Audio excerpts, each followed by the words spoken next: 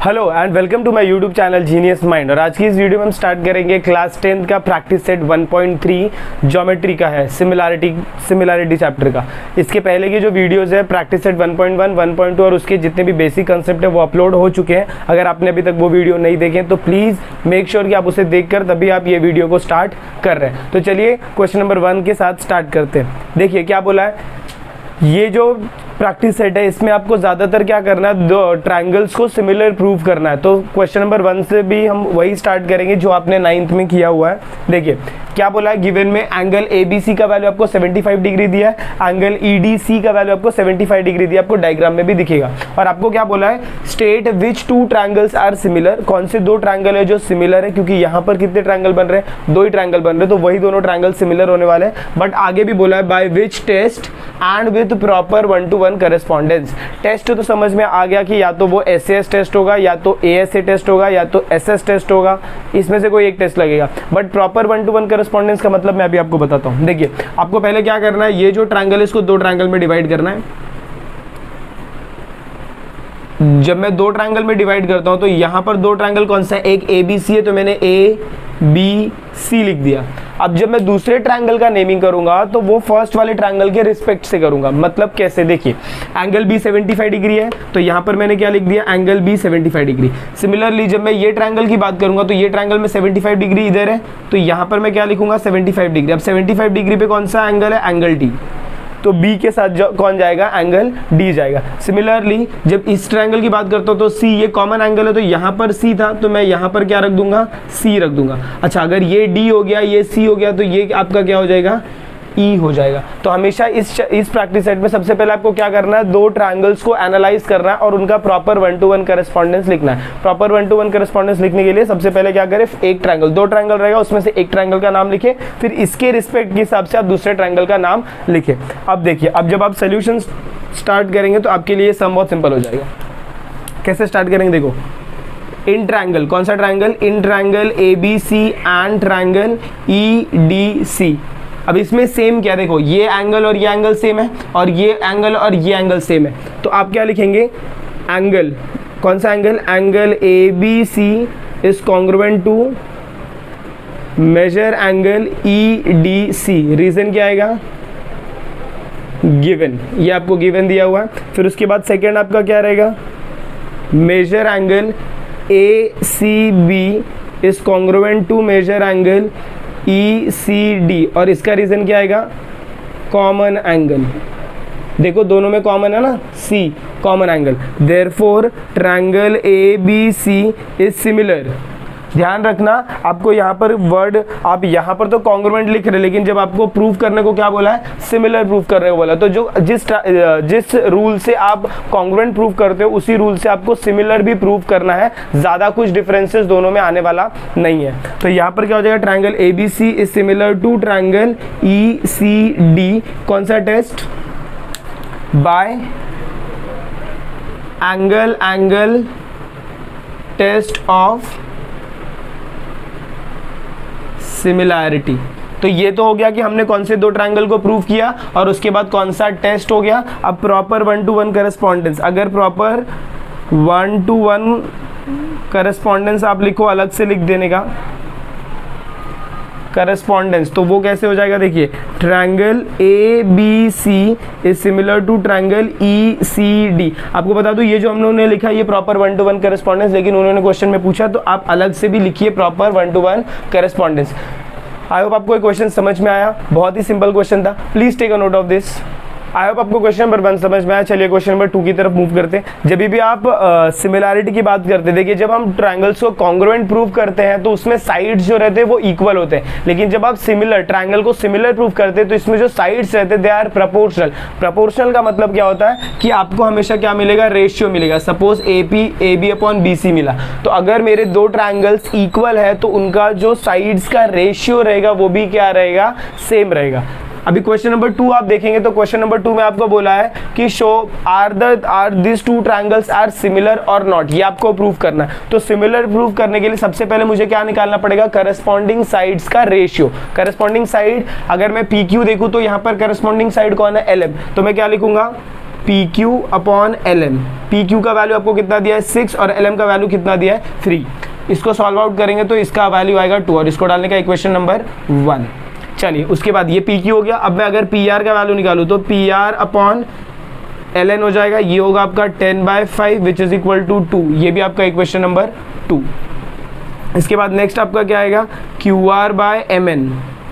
Q R का value 8, इसका value 4। Solve out करोगे तो आंसर आता है 2। This is your equation number 3। फिर आप क्या लिख सकते हो, therefore from 1, 2 and 3, from 1, 2 and 3 अगर आप देखो तो ये तीनों रेशियोज इक्वल है। Therefore P Q upon L M is equal to P R upon L N is equal to Q R upon M N. Therefore triangle P Q R similar to triangle L M N. और इसका आप reason क्या लिखेंगे, reason क्या आएगा, triangle तो similar हो गया, या फिर आप इसको ऐसे लिख सकते हैं इन ट्रायंगल। कौन सा ट्रायंगल, in triangle P Q R and triangle L M N. इसको आप डालिए इक्वेशन नंबर 4। क्या लिखेंगे, साइड, कौन सा side, side P Q is congruent to side L M. फिर क्या लिखेंगे, side P R is congruent to side L N. फिर आपका आएगा side Q R is congruent to side M N. Therefore triangle P Q R is similar to triangle L M N by S S S test of similarity. और ये तीनों का reason आप क्या लिखेंगे, फ्रॉम 4। या तो आप यहाँ पर लिख सकते हैं फ्रॉम 4, या तो आप लिख सकते हैं फ्रॉम 1, 2 एंड 3। आई होप आपको क्वेश्चन समझ में आया, बहुत ही सिंपल था। सबसे पहले आप क्या करते हैं, सारे साइड्स का रेशियो निकालते हैं। अगर सारे साइड्स का रेशियो इक्वल आ रहा है, इसका मतलब जो सारे साइड्स है वो साइड्स कैसे हैं, प्रोपोर्शनल में है। प्रोपोर्शनल में मतलब क्या लिखोगे आप, कॉन्ग्रुएंट लिखोगे। और जब तीनों साइड कॉन्ग्रुएंट रहता है तो triangle is similar by SSS test of similarity. Please take a note of this. तो चलिए क्वेश्चन नंबर 3 की तरफ मूव करते हैं। क्वेश्चन नंबर 3 में आपको सिर्फ इतनी चीजें दी हैं कि यहाँ पर आपको दो पोल है, समझो ये मेरा पी आर और ए बी को आप क्या ले लेते हो, पोल ले लेते हो। तो अगर पोल के ऊपर आपका जब लाइट पड़ता है तो वो क्या देता है, रिफ्लेक्शन देता है। तो ये जब रिफ्लेक्शन देगा तो उसका क्या बनता है, शैडो बनता है। तो यहाँ पर अगर ये पोल है तो इसका ये शैडो बनेगा, और ए बी है तो उसका शैडो कहाँ बनेगा, बी सी बनेगा। यहाँ पर आपको ये चेकआउट करना है कि जब भी शैडो बन रहा है तो ये शैडो को जब मैं देखो, ये मेरा क्या था, पोल था, इसका शैडो इधर बन रहा है, और जब मैं इसको ज्वाइन कर रहा हूं तो मुझे क्या मिल रहा है, ट्रायंगल मिल रहा है। तो इस हिसाब से यहाँ पर आपका कौन सा प्रॉपर्टी लगेगा, ट्रायंगल का प्रॉपर्टी लगेगा। बट इसके पहले आपको यहाँ पर कुछ दिया नहीं है। याद रखना, जब भी ऐसे पोल्स और शैडोज वाले क्वेश्चन आएंगे तो वहां पर आपको एक प्रॉपर्टी यूज करना है, शैडो रिकॉन्किंग प्रॉपर्टी। और जैसे ही आप शैडो रिकॉन्किंग प्रॉपर्टी लगाते हैं तो जो दोनों ट्रायंगल रहेगा वो आपका क्या हो जाता है, सिमिलर हो जाता है। पूरे प्रैक्टिस सेट में सिर्फ एक ही क्वेश्चन है जो आपका शैडो रिकॉन्किंग प्रॉपर्टी पर आता है। देखिए, जब आप सॉल्यूशन स्टार्ट करोगे तो इसमें गिवन कुछ नहीं लिखना है। सबसे पहले आप क्या लिखोगे, let P R and A B क्या रिप्रेजेंट कर रहा है, ये represents the height of the poles. और उसके बाद लेट, ये आपका क्या है, Q R, let Q R and B C, क्या ये क्या रिप्रेजेंट करेगा, represents the shadow cast by the poles. तो ये आपका क्या हो गया, पोल्स हो गया, और ये इनके क्या हो जाएंगे, शैडो हो जाएंगे। फिर उसके बाद आप क्या लिखेंगे, therefore triangle P R Q is similar to triangle A B C. Reason क्या आएगा, बाय शैडो रिकॉन्किंग प्रॉपर्टी। हमेशा याद रखना, जब भी सिमिलैरिटी वाले चैप्टर्स में ऐसे शैडो का कुछ बात हो रहा है तो प्रॉपर्टी कौन सा लगेगा, शैडो रिकॉन्किंग प्रॉपर्टी। चलिए, अब जैसे ही अब ट्रायंगल सिमिलर है तो ट्रायंगल सिमिलर रहते हैं, इसका मतलब क्या हो जाएगा, sides are proportional. Sides proportional मतलब क्या, करस्पॉन्डिंग साइड। तो P R upon A B होगा is equal to Q R upon B C होगा is equal to P Q upon A C होगा। बट अगर आप ध्यान से देखें तो इसमें आपको पी आर का वैल्यू दिया है क्या? हाँ दिया है, 4 दिया है। ए बी का वैल्यू दिया है 8, क्यू आर का वैल्यू दिया है क्या? 6 दिया है। और बी सी का वैल्यू क्या दिया है? x। अगर आप ये दोनों का देखें तो ये दोनों का वैल्यू नहीं दिया है, तो जब इनका वैल्यू नहीं दिया तो उस पार्ट को आपको कंसीडर नहीं करना है। अब जब आप इसको क्रॉस मल्टीप्लाई करोगे तो क्या होगा? 4 into X is equal to 6 into 8, तो क्या होगा? x is equal to 6 into 8 by 4। Therefore x is equal to 4 1 जा 4 2 जा, तो 6 इंटू 2, तो x का वैल्यू आपका कितना हो जाएगा? 12 यूनिट। इसका मतलब क्या? The shadow cast, therefore the length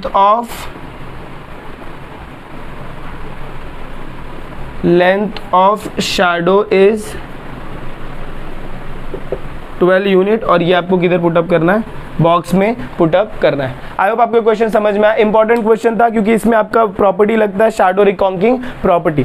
और एक चीज आप ध्यान रखिएगा, जब आप यहाँ पर वैल्यूज लिख रहे हैं इसके साथ आपको एक रीजन पुट आउट करना है। वो रीजन देख लीजिए, ये आपका क्या होता है? Corresponding sides CSST। ये जो आप ट्रायंगल में लगाते हैं ना CSCT, corresponding side of congruent triangle, वैसे जब भी आप रेशियोज में लिखते हो साइड्स को तो आपको लिखना है CSST, corresponding sides of similar triangle. I hope आपको क्वेश्चन समझ में आया। Please take a note of this. I hope आपको यहाँ तक के सारे क्वेश्चन समझ में आए। तो चलिए मूव ऑन करते हैं क्वेश्चन नंबर 4 की तरफ और देखते हैं क्वेश्चन नंबर 4 क्या बोलता है। क्वेश्चन नंबर 4 का अगर आप डायग्राम देखें तो अभी मैंने क्या बोला, जब भी आपको ऐसे ट्रायंगल्स दिए रहते थे हमेशा आपको क्या करना है? ट्रायंगल्स को सेपरेट करके सब ही आपको सम सॉल्व करना है। गिवन में देखिए क्या क्या दिया है? AP परपेंडिकुलर टू BC, फिर BQ परपेंडिकुलर टू AC, फिर B dash P dash C, A dash Q dash C। AP का वैल्यू आपको कितना दिया? 7, BQ का वैल्यू दिया 8, BC का वैल्यू दिया 12। और आपको क्या बोला है? Prove that triangle CPA is similar to triangle CQB। तो सबसे पहले मैं क्या करूंगा? 2 ट्रायंगल बनाऊंगा जो कि इसी में से बनेगा। एक ये ट्रायंगल हो गया और दूसरा ट्रायंगल मेरा ये हो जाएगा। अब मुझे इसमें क्या करना है? देखो, या तो आप ये ट्रायंगल से नाम उठाकर लिखो, या तो आप ये इन्होंने जो नाम दिया ना वो लिखोगे तो भी चलेगा, क्योंकि वो आपको वही नाम देंगे जो हमेशा कैसा रहेगा? प्रॉपर 1-to-1 करस्पॉन्डेंस होगा। तो अगर समझो इसको मैं ऐसे लिख रहा हूँ CPA, तो जो सेकंड वाला नाम लिखूंगा उसमें जो मेरा C रहेगा वो कहाँ पर रहेगा? यहाँ पर रहेगा। और जो Q रहेगा वो यहाँ पर रहेगा, और जो B रहेगा वो मेरा यहाँ पर रहेगा।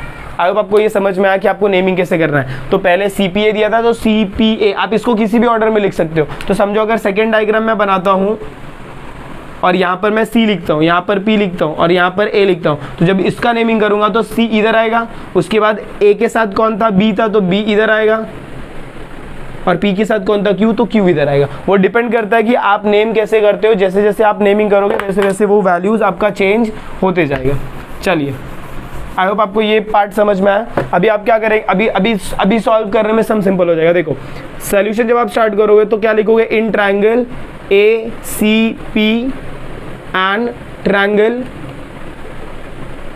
BCQ, दोनों ट्रायंगल की बात कर रहे हैं। तो इसमें सेम क्या है? कुछ सेम दिख रहेगा। एक तो सबसे पहले आपको ये दिखेगा कि आपका जो C है वो कॉमन एंगल है।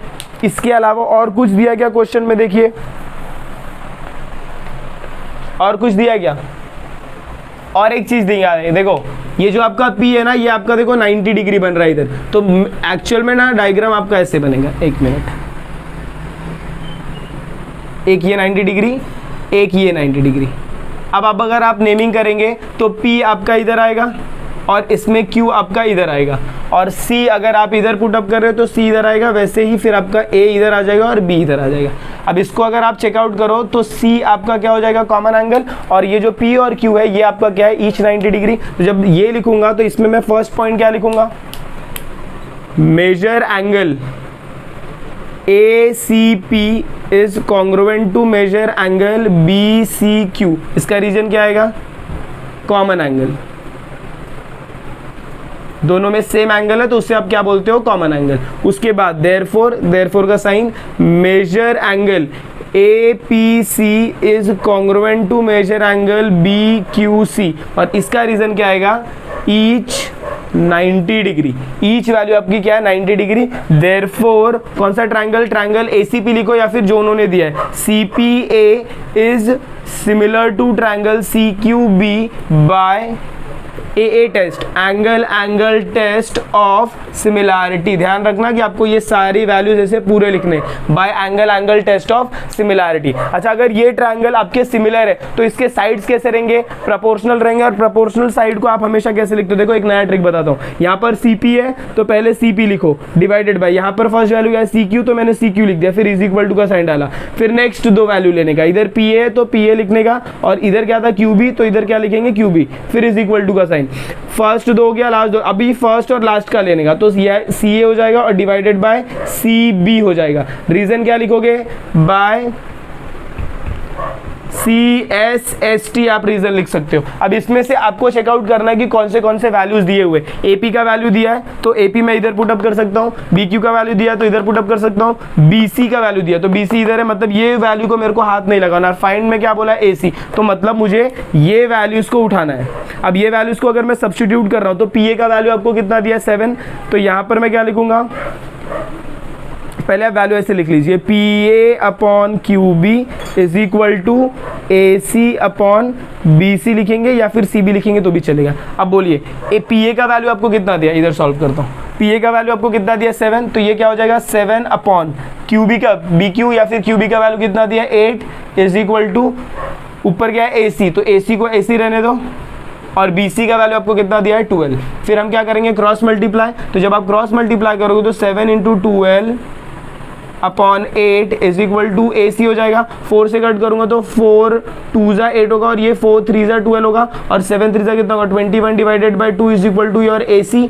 इसका बाद आप सॉल्व करोगे तो AC का वैल्यू कितना हो जाएगा 21 का, मतलब 10.5 यूनिट। अगर सेंटीमीटर दिया तो सेंटीमीटर, अगर नहीं दिया तो क्या लिखते हैं यूनिट। और लास्ट में आप स्टेटमेंट क्या लिखोगे, therefore the length of AC is 10.5 unit. I hope आपको ये क्वेश्चन समझ में आया। अगर आपको वीडियो पसंद आए तो प्लीज़ वीडियो को ज़्यादा से ज़्यादा शेयर करें। चैनल पर नए हैं तो चैनल को सब्सक्राइब करना ना भूलें। ऐसे ही और भी मैथ्स के जितने भी टॉपिक्स के वीडियो है, साइंस के वीडियोज़ है, वो सारे आपको इस चैनल पर अवेलेबल किए जाएंगे। तब तक के लिए have a good day and take care.